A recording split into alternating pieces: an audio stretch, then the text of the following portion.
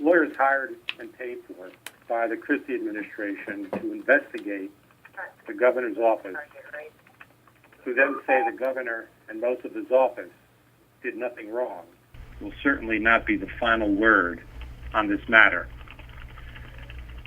The people of New Jersey need a full accounting of what happened. This review has deficiencies that raise questions about a lack of objectivity and thoroughness. The committee will continue to pursue our investigation and follow it wherever the facts may lead us. The committee wants a full accounting of the lane closures and any of the related abuses of power. But most importantly, we want to find out how this happened and what can be done to make sure this doesn't happen again. In my review of this report, the idea that Bridget Kelly and David Wildstein, by themselves, concocted the lane closure is frankly hard to believe. The report has several deficiencies, including the lack of input from key individuals such as Bridget Kelly, David Wildstein, Bill Baroni, Mr. Stepien, and Mr. Sampson. It brings up irrelevant facts, such as the personal relationship between Mr. Stepien and Ms. Kelly. And it's very difficult, for instance, to determine who is telling the truth when you don't hear from all sides. With the alleged Wildstein-Christie conversation, a perfect example of that problem. As I said earlier, lawyers hired by and paid for by the Christie administration will not be the final word on this matter. The people of New Jersey need a full accounting. We will continue to pursue our investigation, and I'd be happy to answer any questions you may have. Hi, it's T.Y. Chang from Fox 5. Sir, do you consider this report a whitewash? I consider it incomplete. I consider it to be a rush to judgment. Ironically, the very statement that's been used by defenders of the governor, this report cannot legitimately be the final word on this matter when key individuals have not been included. Chairman Brian Thompson here. The section on Hoboken and Ms. Zimmer, if you read it, in effect accuses her of plagiarism of her diaries. Did you have any doubts or questions? I assume you've looked at those diary entries as to whether they're truly legitimate or added after the fact? Well, the committee has not received those diary entries, and as I understand it, Mayor Zimmer shared those diary entries only with the U.S. Attorney's Office. So I'm a little perplexed at how the allegation of plagiarism can be substantiated or even with a straight face be raised in light of those facts. Chairman, you mentioned the disclosure in the report that Bridget Kelly and Bill Stepien kind of had a relationship, and you mentioned that was kind of out of place. I mean, what was your take on that? I mean, what do you think is inappropriate about that being in there? And I'm not sure. It seems to me to be a gratuitous reference. I'm not sure how it adds to the facts that we need to be able to determine what happened here. It seems to be wholly gratuitous. To add perhaps a salacious element, but I'm not sure why it's there or what it proves. So, Chairman, you believe it has no bearing on what actually happened regarding the lane closures? This is Runji Sinha from News 12 New Jersey. Based on what's in this report, I can't see how it has any relevance. Now, if the report had included material, direct conversations or interviews, perhaps with Mr. Stepien or Ms. Kelly, then that might shed some light on it. But right now it seems to border a little bit on hearsay, since I would have to assume that the conclusions that there was a personal relationship is taken from folks other than the source. Chairman, what do you make of Mr. Mastro's findings that over the last 4 years, the governor and his aides have not pursued political retaliation? Well, I find that to be incredible. The fact of the matter is, based simply on the testimony that the Transportation Committee heard from Mr. Durando and Mr. Fulton, who, to use their words, did not want to tempt fate when they themselves admitted that the lane diversions were a mistake, but were powerless to do anything about it. It does not sound like a organization that is free from retaliation. Mr. Chairman, Jeff Borer, MSNBC. Hi. In his press conference today, Mastro said that one of the challenges was to facilitate cooperations with other investigations that have issued sweeping, overbroad subpoenas. And I was wondering what your interactions with Mastro's investigation were like. We've had very little interaction with Mr. Mastro, and I can say, to my understanding, none with regard to his investigation. Mr. Mastro has been the individual who has been responsible for responding to the subpoenas the committee has issued. We've been patient, but we are frustrated because the bulk of the material provided by the governor's office to the committee, thousands of pages, in fact, consist of press summaries. I hope that Mr. Mastro did not base his report on the same material he gave us. Assemblyman, this is Hunter Walker with Business Insider. You cited the inability of Mastro's investigation to hear from several people as one of the deficiencies, and I know that your committee has been unable to hear from several of those people as well, notably Kelly and Stepien. Do you have any update on where the situation is with their subpoenas, and do you think they bear any other responsibility in this sport being somewhat of a mystery still? As you know, we've had oral argument in front of Judge Jacobson. She asked for additional briefs to be submitted. Those have been submitted. My assumption is that she's considering those additional arguments and considering the arguments that were made in her presence as well as those that were in the briefs, and we'll have to wait for her decision. She asked very thoughtful and incisive questions. I think that she understands the complexity that is in front of her on this issue, and we'll wait for her decision and proceed based on that decision. Mr. Chairman, have you talked about any of the documents that the report today referenced? Were there documents that the committee hasn't yet received?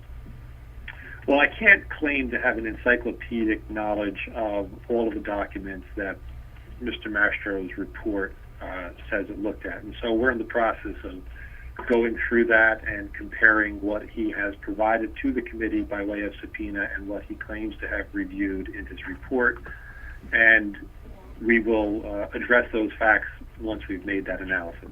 But it seems based on at least the executive summary and some of the language in it that Mr. Mastro has been looking at documents different than those we have been receiving from him under the subpoena.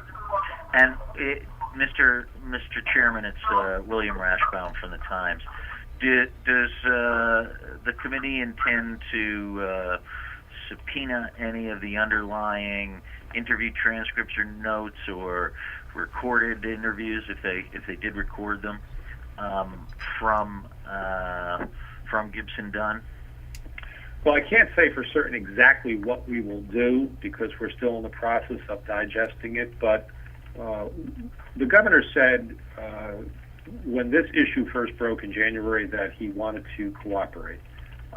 We will continue to expect the governor to keep his word, and clearly the material that has been produced at great expense to New Jersey taxpayers ought to be in its entirety provided to the committee. Mr. Chairman, I have Peter Haskell with CBS Radio. Mr. Mastro, hey John, he says he's been through the governor's cell phone records and emails and found no indication of any connection What's your take on that?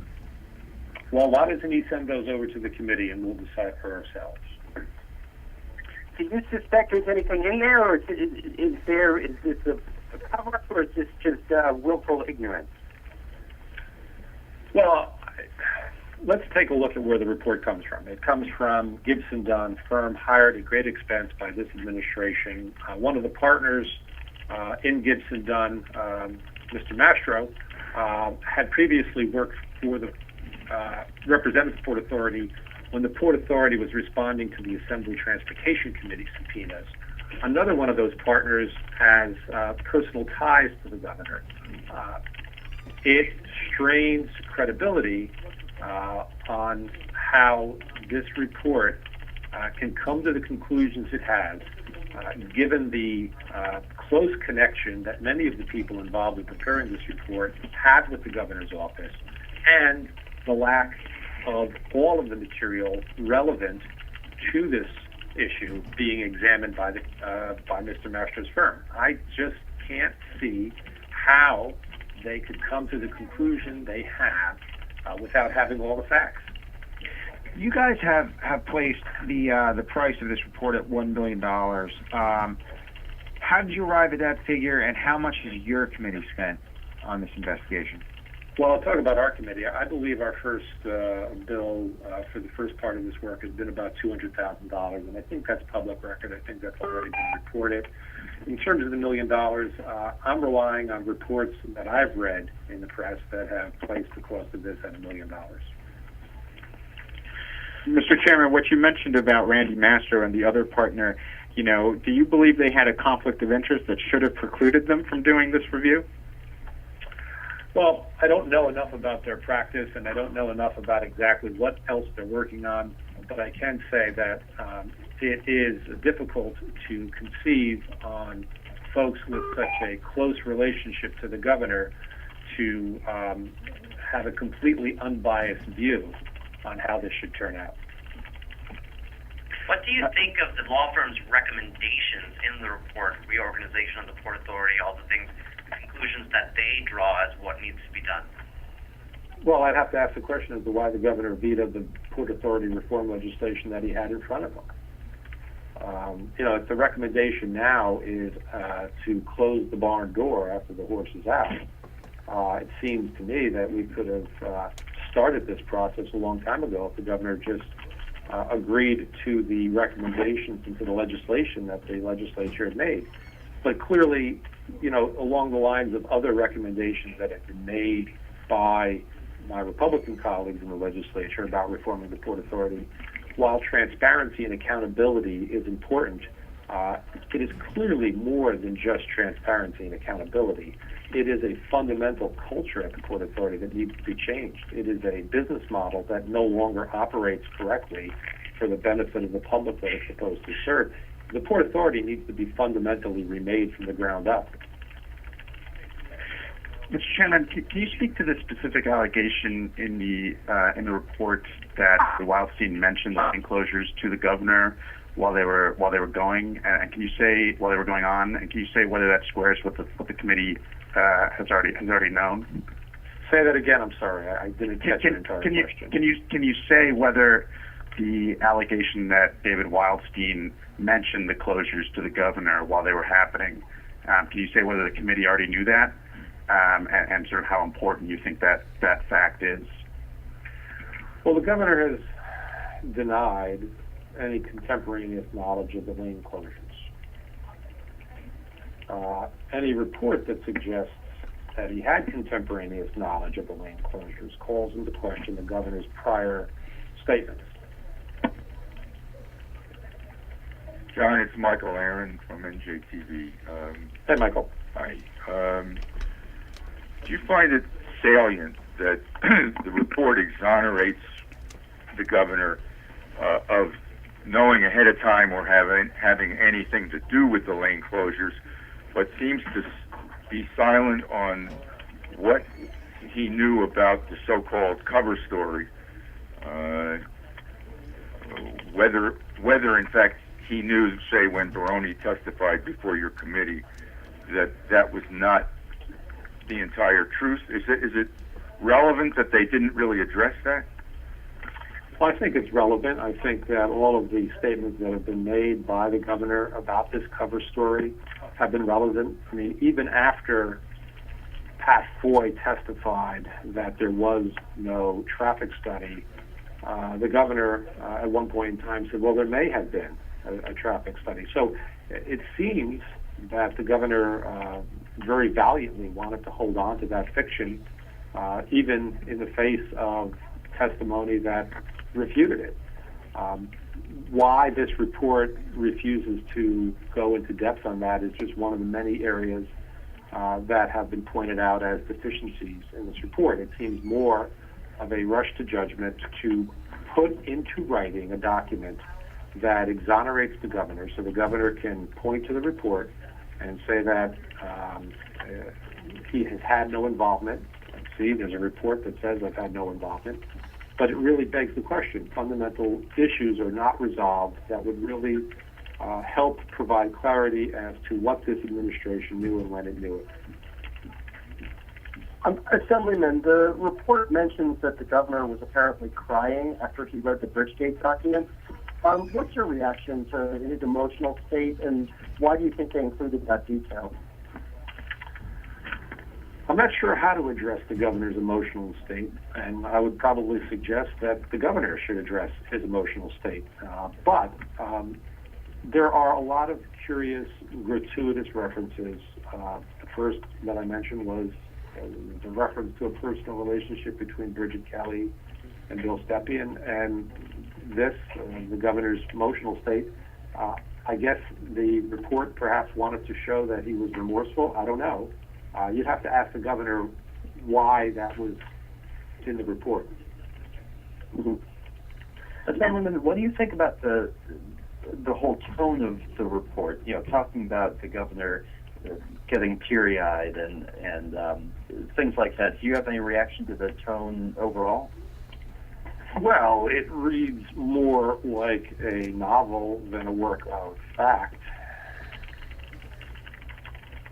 Assemblyman? Yes.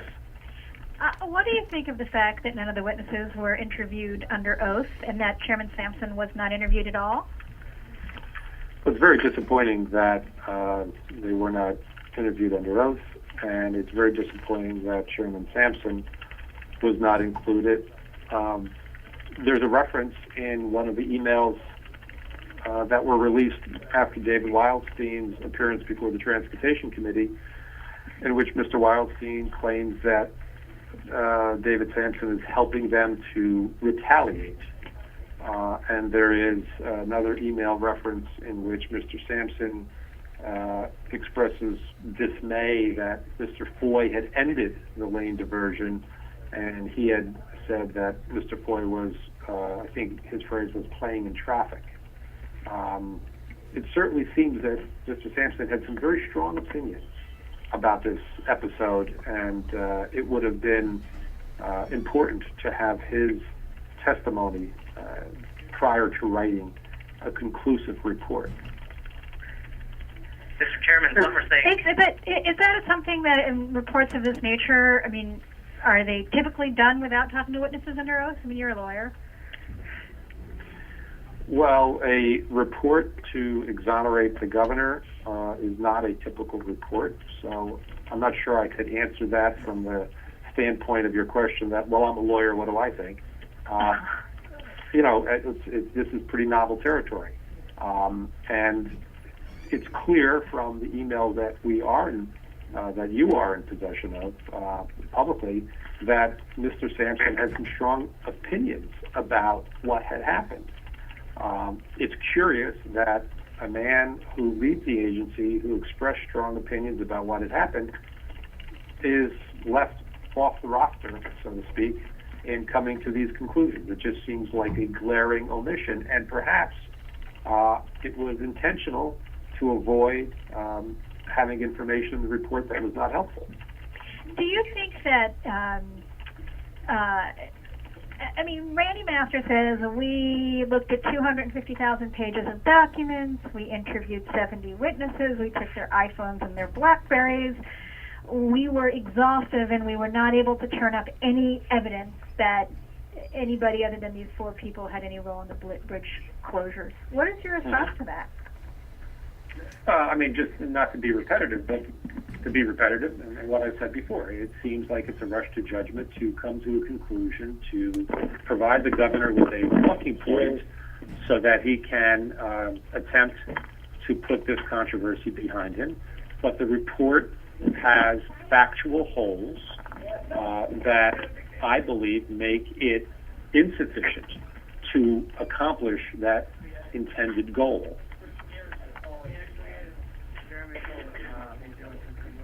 I hate to ask you, it's Peter Haskell again. I hate to ask you about tone again, but the tone in terms of the people that the sports finger was pointing at, and do you have an assessment of that, and any thoughts on that? Peter, you cut in and out there, so I couldn't hear your entire question. Just in terms of the way the report addressed that the report pointed the finger at, do you have an assessment of any thoughts on the tone that the report in addressing Wildstein and Keller? Well, it appears that there was an intention to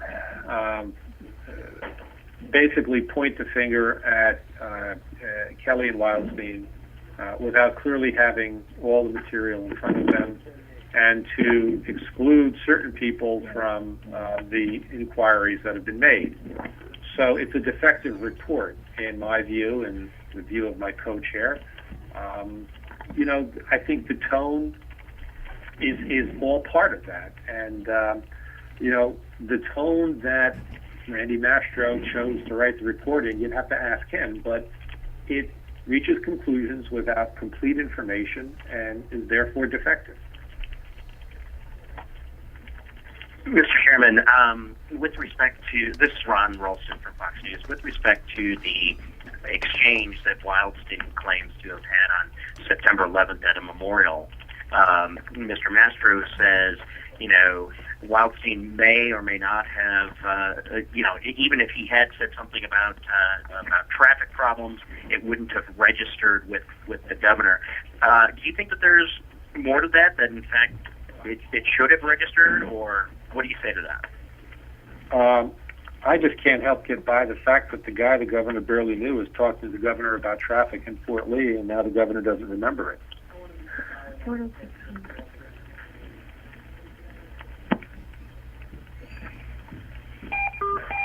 Any other questions? All right, thank you, everybody. Thank you, Chairman. Thank you, Chairman. Thank you.